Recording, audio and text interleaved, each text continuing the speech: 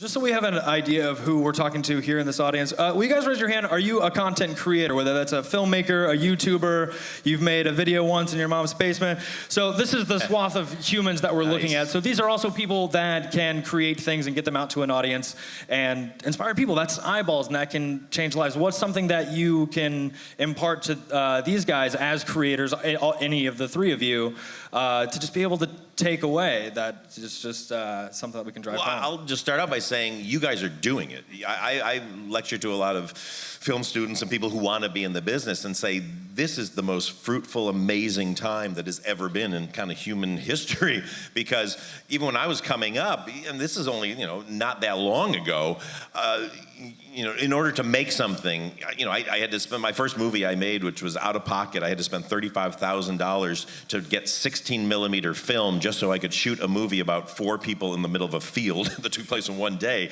and it looked terrible.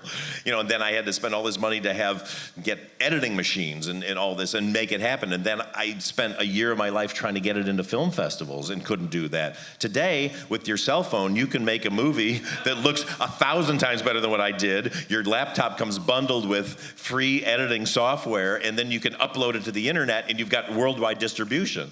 So it's unbelievable. So all that is left to us to do as content creators is make sure that we are creating very, very good, compelling content. And beyond that, if you're doing that and if you're working hard to do it, now's the time to let your voice be heard. And I salute all of you, and I so salute YouTube for creating spaces like this to make it even easier for people to get their visions across. There's nothing more important than voices that could not be heard getting to be heard. Absolutely. And Olivia, with you, with the Google Science Fair, that was an international competition. So you applied online, right? It wasn't, go to your local place and set up your little trifold-y thing like I did in my science fair in middle school. But you're competing against people literally all over the world. So the democratization of that kind of technology helped you get that idea across. What were the steps like for you after you had submitted online to kind of further that in your competition? So yeah, anyone from around the world with access to internet, or I'm sure they can find other places to apply online, and you make basically your own website. So it's a really modern fair, and it's totally accessible to everyone. And then once you apply and have your submission approved, they do the top 80 global finalists. I think they're changing it this year a little bit. And then later they have the top 20, and they come out to Mountain View, and you do judging in person with the judges.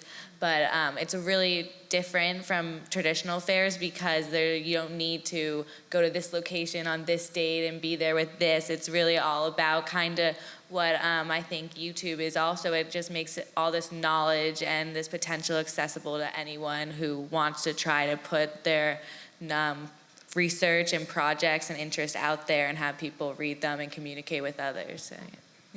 That's so crazy to me. Stacy, did you ever do a science fair? What'd you do? Actually, I didn't. I'm a social scientist, so I think I was just talking to people and judging them. Stacey, I wish there was a social science fair. Well, I know, That would be awesome. or a movie about social scientists, right? I'll take either one. But no, actually, I didn't. Paul, what about you? Do you have a science fair project? Oh yeah, well I kind of figured out what anti-gravity was. I had this great idea that I was going to somehow create this chamber in which we put a video camera, and you would drop, the video would show how gravity went away and things would float. But I had no access to any technology like that, so I did a presentation on moldy bread. And lost horribly.